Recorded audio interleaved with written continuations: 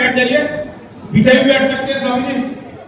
सभी को बहुत बहुत साधुवाद देता हूं, सभी को बहुत बहुत प्रणाम करता हूं। देखिए, मैं यहां इस सभा का संचालन करूंगा। मैं आपको सबसे पहले बताना चाहता हूं कि मैं आज किसी को नहीं जानता। अगर कोई अपनी बात रखना चाहता है तो एक पर्ची बनाकर मुझे भेजेगा। अगर कोई भी व्यक्ति अपनी बात रखना चाहता है तो वो एक पर्ची बनाकर मुझे भेजेगा, तभी हम उसकी बात यहाँ पे उसका। आइए भाई साहब, आ जाओ, भाई साहब आ जाओ, आइए भाई साहब, महेश आहूजा भी आ गए हैं। अब यहाँ जो भी लोग हैं सब अपने अपने क्षेत्र के अति प्रतिष्ठित लोग हैं, सब बहुत अच्छे लोग हैं। मैं हमारे मित्र, हमारे साथी, हमारे भाई सुनील त्यागी जी को आज की अध्यक्षता के लिए प्रपोज करता हूं। अगर आप स्वीकार करें तो करता ध्वनि से सुनील त्यागी जी का स्वागत करें।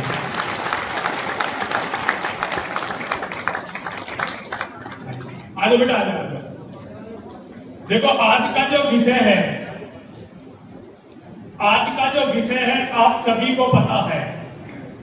रोज हमारे लड़के मारे जा रहे हैं, मुसलमान कहीं भी हमारे लड़कों की गर्दन काट रहे हैं, और रोज हमारी लड़कियां जो है वो लव जिहाद के नाम पर बर्बाद हो रही है। लड़कियां बर्बाद हो रही है, हमारे लड़के बर्बाद हो रहे हैं लव जिहाद में।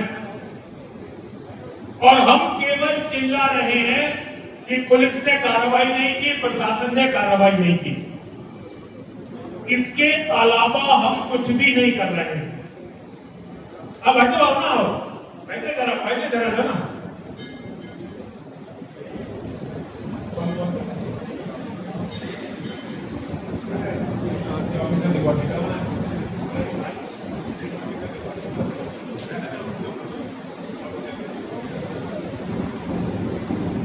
इस समस्या को पुलिस के माध्यम से हम, आइए पिट्टू भाई आ जाओ, पिट्टू भाई आ गए हैं। करता ध्वनि से सभी लोग पिट्टू भाई का स्वागत करें।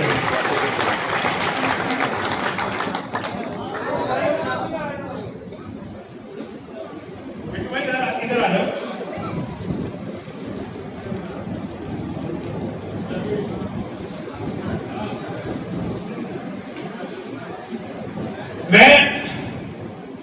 हम लोगों ने 9 प्रस्ताव बनाए हैं, 9 प्रस्ताव जो हर हिंदू को दुनिया में पता होने चाहिए। ये 9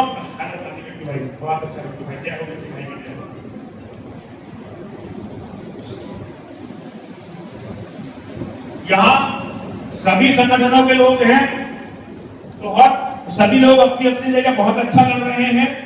लेकिन अब बात है इससे आगे बढ़े और लड़ाई को वास्तव एक वास्तविक रूप दें। 9 हमारे जो प्रस्ताव हैं, जो 9 प्रस्ताव मैं आपको पढ़ के सुना रहा हूं, ठीक है जी। जो प्रस्ताव आप पारित करना चाहें उन पर तो हाथ उठाएं, और जो प्रस्ताव आप पारित नहीं करना चाहते उस पर अपने विचार रख सकते हैं। जरूरी नहीं कि आप इन सारी बातों से सहमत हों। जिस बात से आप सहमत नहीं हैं उस पर अपने विचार रखने की सबको पूरी आजादी है।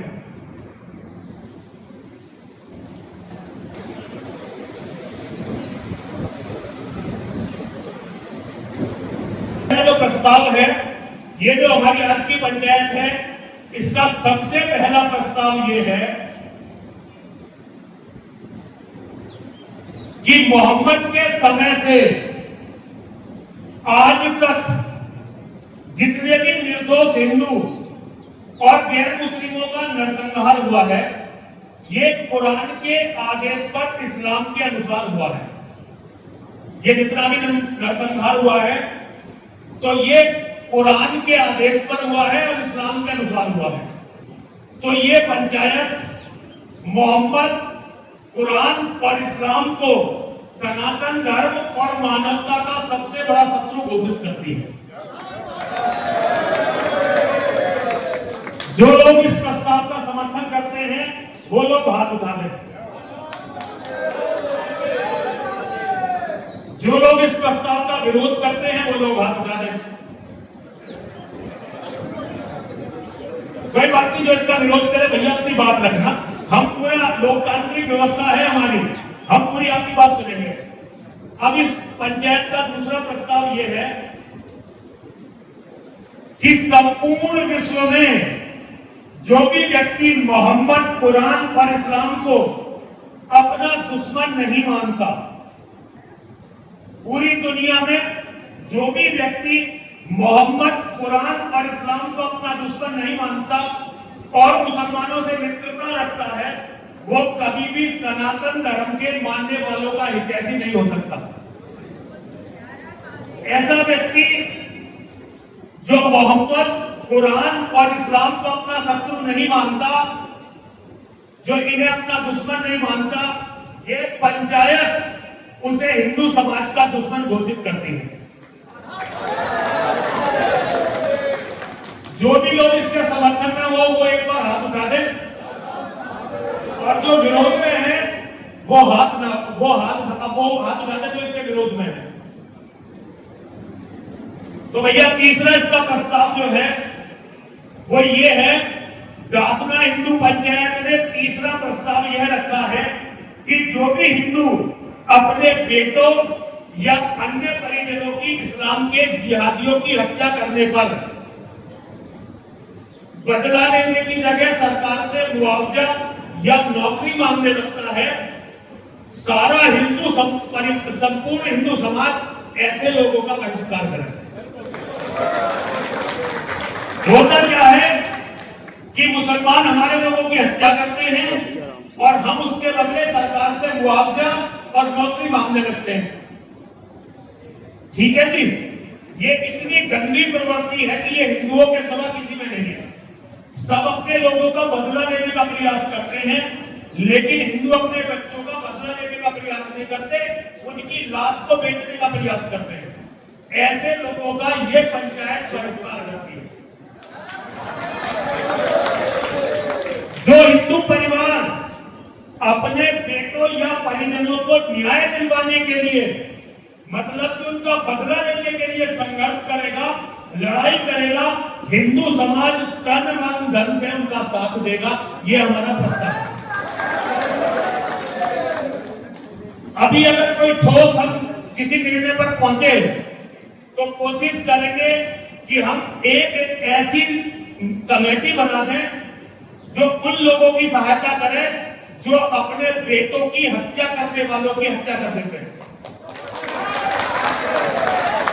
अगर आप अपने बच्चों को मारने वालों का बदला भी नहीं ले सकते ना उनसे, तो आप धरती के सबसे बड़े बोझ हैं और इस धरती पे आपके रहने का कोई अर्थ नहीं।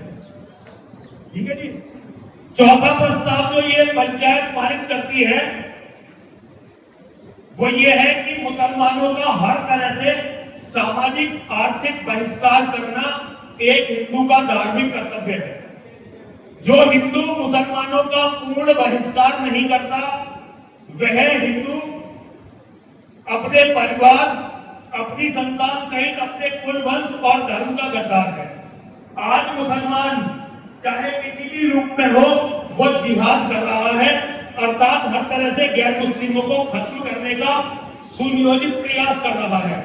मुसलमान चाहे डॉक्टर हो, चाहे इंजीनियर हो, चाहे जज हो, चाहे प्रशासनिक अधिकारी हो, चाहे अध्यापक हो, चाहे नेता हो, चाहे दुकानदार हो, चाहे जिनका ट्रेनर हो, चाहे भिखारी ही क्यों ना हो, वो अपनी पूरी शक्ति से जिहाद में लगा हुआ है। इनसे किसी भी तरह का व्यवहार करना अपने सर्वनाश को बुलावा देना है।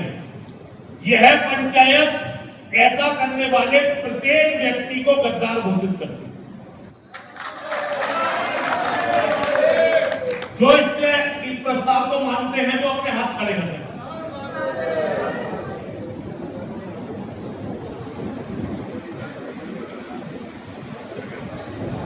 अब पांचवा जो प्रस्ताव है, बहुत सारे लोग हो सकता है कि इससे सहमति ना जताएं, लेकिन आज ये हमारे बचने का केवल एक रास्ता है।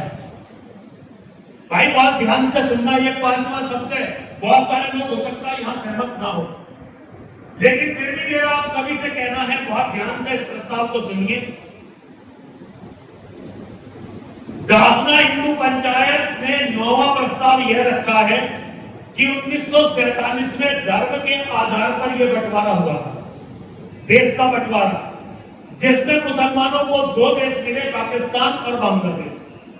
हिंदुओं के हिस्से में आए भारत को हिंदुओं के गद्दार नेताओं ने इस्लाम के जिहादियों का सबसे बड़ा शिकारगाह बना दिया।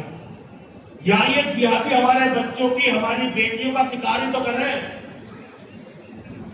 अब हिंदुओं की को बड़ी भारी कीमत चुकाकर अपने गद्दार नेताओं के कुकर्मों को झेलना पड़ेगा। इससे पहले कि सारा देश इस्लाम के खूनी पंजों में पूरी तरह से गर्क होकर हमारे और हमारे बच्चों का कब्रिस्तान बन जाए, उससे पहले हमें एक देश अपना और विभाजन के बाद बनाना चाहिए। और इसमें देखो, जो लोग कहते हैं, हम में से भी बहुत सारे लोग हैं जिन्हें मुसलमानों से कोई दिक्कत नहीं है, उन्हें मुसलमानों के साथ एक देश दे दिया जाए। और जो कहते हैं कि हम मुसलमान के साथ नहीं रह सकते, हमारे जैसे लोग, उनके लिए एक ऐसा देश बनाया जाए जिसमें एक भी मुसलमान ना हो, एक भी मस्जिद ना हो, एक भी मदरसा ना हो और एक भी कुरान ना हो। जो लोग इस प्रस्ताव का समर्थन करते हैं वो हाथ खड़ा करें। बहुत बढ़िया, भाई साहब ने समर्थन कर दिया, इसका मतलब ये प्रस्ताव पारित है। मुझे भाई साहब से डर था, भाई साहब ने, क्योंकि हमने सबसे बड़े बुद्धिजीवी भाई साहब विनोद जी हैं, बाकी हम तो उनकी फौज है, तो भाई साहब ने भी हाथ खड़े करके इसका समर्थन कर दिया। अध्यक्ष जी, आपका क्या विचार है? सारे सन्यासी हाथ खड़े करें जो इसके समर्थन में है। अनिल जी समर्थन में हो तो भाई इस देश का अब एक और बंटवारा कर लो, वरना ये मुसलमान हम सबको खा जाएंगे। वेद गलत है, बात सही है। अच्छा, जो लोग राजकुमार भाटी जी जैसे भी लोग हैं, उनसे कहो तो मुसलमान वाले हिस्से में चले जाए, और वेद, अनिल मावी और हमारे जैसे जो लोग हैं, उनको ऐसा देश मिलना चाहिए कि जहां एक भी मुसलमान ना हो, एक भी मस्जिद ना हो, एक भी मदरसा ना हो और एक भी कुरान ना हो। और एक बात मैं आपको बता दूं, जिस दिन हमें ऐसा देश मिल जाएगा, उसके बाद रास्ते शुरू होंगे पूरी दुनिया के सनातन होने के। आज 90 लाख यहूदी केवल इसलिए 200 करोड़ मुसलमानों के मुंह में मूत्र विसर्जन कर सकते हैं क्योंकि उनके पास अपना देश है जहां उन्हें उनकी वोटों की चिंता नहीं करती। तो भाई हमारे पास भी अपना एक सनातन वैदिक राष्ट्र होना चाहिए। और इसके बाद जो हमारा छठा प्रस्ताव है,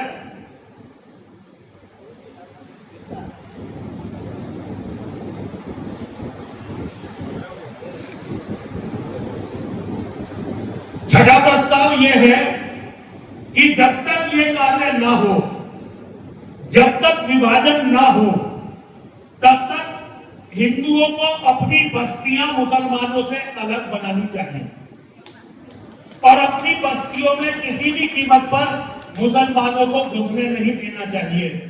जो इसके समर्थन में है वो हाथ खड़ा करेंगे, दोनों हाथ खड़ा करेंगे।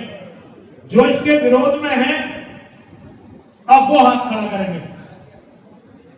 आप इसके विरोध में हो, मुसलमानों से अलग बस्ती बना लेंगे, तो पहले सुन तो लो भाई, सुनी नहीं रहे हो। अच्छा कोई बात नहीं। अब सातवां प्रस्ताव हमारे जगत गुरु रामभद्राचार्य जी हैं। उन्होंने कहा है कि जो व्यक्ति जिहाद करता है किसी भी तरह से, तो उसकी हत्या करना पाप नहीं है। हम इसका पूरा समर्थन करते हैं और ये पंचायत इस बात का ऐलान करती है कि जो जिहाद करने वाले की हत्या करेगा, हम तन मन धन से उसके साथ रहेंगे। हमारा आठवां प्रस्ताव है कि मुसलमानों के साथ यदि कोई व्यापार करता है, उन्हें किराए पर कोई मकान देता है, दुकान देता है या जमीन देता है, तो ऐसे लोग सनातन धर्म और अपने परिवार के गद्दार हैं, ऐसे लोगों का पूर्ण बहिष्कार होना चाहिए। और नौवां और अंतिम प्रस्ताव जो है वो ये है, हिंदुओं के बहुत सारे संगठन हैं, हिंदुओं के एक ने भी आज तक अपने किसी कार्यकर्ता का बदला नहीं लिया। बिट्टू बजरंगी भाई दिया है किसी ने? आज तक हिंदुओं के एक भी संगठन ने केवल और केवल अलग अलग तरह से चंदा इकट्ठा करते और खा जाते हैं, और नेताओं की चमचागिरी करते हैं। नेताओं की बुराई करना तो अब थोड़ा बहुत आ रहा है, वरना क्योंकि जब वो खुद कुचल दिए गए, जब तक दूसरे लोग कुचले जाते रहे, सारे संगठन मोदी जी की जय बोलते रहे। भैया मैं राजनीति नहीं कर रहा, किसी का विरोध कर रहा है, मैं तो मुद्दों पे बात करना चाहता हूं ना। और मोदी जी से हिंदुओं के पक्ष में उन्होंने एक बात नहीं करी। अब जब वो खुद कुचले जा रहे हैं तो रो रहे हैं। समाज का दर्द उन्हें कभी नहीं था। हिंदुओं को ऐसे फर्जी संगठनों से छुटकारा पाना चाहिए, और केवल हिंदू संगठन उसे मानना चाहिए जो अपने लोगों का बदला ले सके। समझ आइए, आइए समझ आइए। हमारे बीच में स्वामी जी आ गए, महामंडलेश्वर जी, कर्तन ध्वनि से इनका स्वागत करें। आइए समझिए। और महाराज आ जाओ, रात ही आ जाते जब आना था, काम करते थे नहीं, लेकिन आए तो अभी है ना। आ जाओ आ जाओ आ जाओ। जय हो स्वामी जी की जय हो। तो भाई ऐसे संगठन जो केवल झूठी हवाबाजी कर रहे हैं, ये हिंदू संगठनों को नुकसान पहुंचा रहे हैं। हिंदू को केवल उन संगठनों को अपना संगठन माना जाना चाहिए जो अपने एक कार्यकर्ता के खून का बदला सभी दोषियों के खून से ले सके।